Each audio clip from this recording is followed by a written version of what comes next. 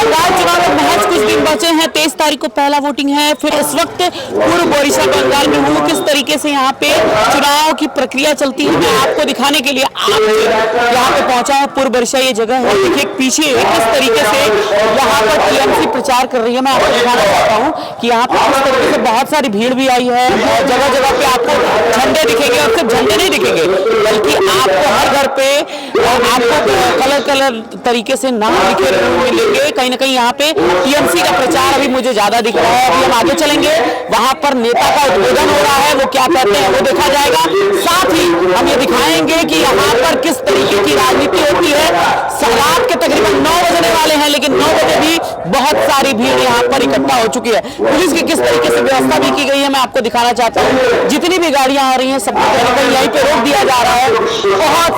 बहुत सारा देखिए वहाँ पे कहीं अभी ये भी चल रहा है, रैली चल रही है, एक बड़ी रैली यहाँ पे चल रही है, वो भी देखने के लिए चलेंगे। चलिए आगे चलते हैं किस तरीके का यहाँ प्रचार हो रहा है।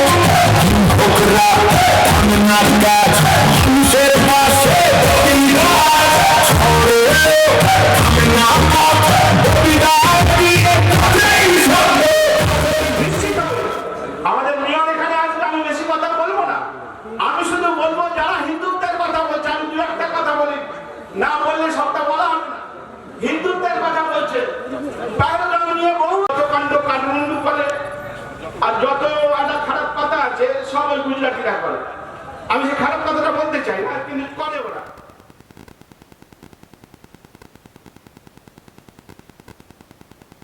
বিপিএল চলতে ছিল 34 বছর এই ডিপার্টমেন্ট থেকে এনসিআরবি রিপোর্টে 3 বছর ধরে continuous Kolkata safest city of India important news না এরকম আছে সারা ভারতবর্ষ তার বন্ধু নীরব মোদি মিহুল চোস্কি বিজয় মালিয়া টাকা এই নরেন্দ্র মোদীর সময় এরকম প্রদেশ করে নেতা তারা ওয়াশিং পাউডার নির্মাণ হয়ে ওয়াশিং মেশিনে ঢুকে গেছেন। যারা নেই 15 দড়ি দেবে এদের জেলে ঢোকাতে হবে। এত বড় ভ্রষ্টাচার আর কোন পঞ্চায়েত এবং পৌরসভায় আমাদের মহিলা বিল আছে, রিজার্ভেশন আছে, আমরা স্বাগত জানিয়েছি।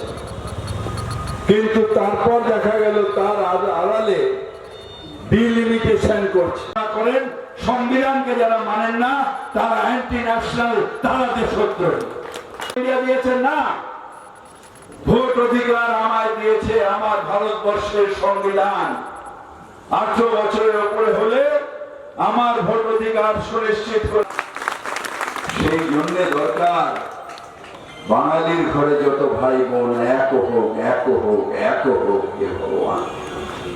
এটা বাঙালির বাংলা জাতির ঐক্যের আজকের দিনে ঐক্য দরকার। এটা তৃণমূল কংগ্রেসের লড়াই নয়, এটা কোন রাজনৈতিক দলের লড়াই নয়, এটা বাঙালির নিজের সম্মানের লড়াই।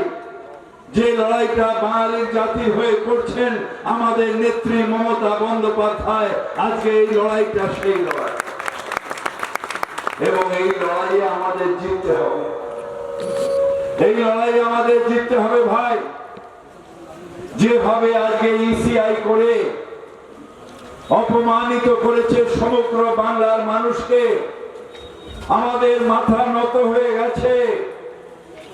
আমরা যখনই দাঁড়িয়ে প্রমাণ দিতে হচ্ছে আমি ভারতীয়, আমার নামটা কেটো না, আমি ভারতীয়, আমার ভোটার অধিকারটা কেড়ো না, কাকুতি মিনতি করতে হচ্ছে, আমাদের অপমান হচ্ছে, আমাদের আত্মসম্মানে লাগছে, আমরা আত্মসম্মান নষ্ট করে ফেলছি। এমপির তুলনায় বাংলা, আমাদের তামিলনাড়ু, কেরল এইসব জায়গার আসন সংখ্যা কমে যাবে, ওদের আসন সংখ্যা বেড়ে যাবে। এই অবস্থা ফোনটা ধরে বলে দেয় আত্মসম্মানের লড়াই, এই আত্মসম্মানের লড়াই আমাদের জিততে হবে।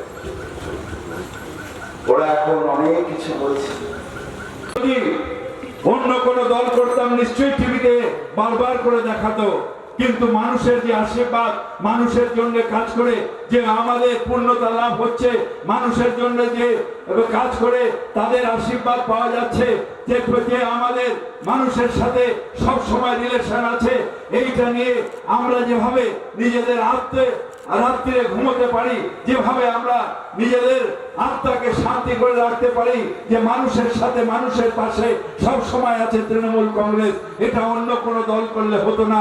তাই মমতা ব্যানার্জিকে ধন্যবাদ জানাই যে এই জায়গাটায় দাঁড়িয়ে আমাদের দলকে দাঁড়িয়েছে for the people, by the people, to the people, মানুষের সাথে মানুষের পাশে মানুষের জন্য।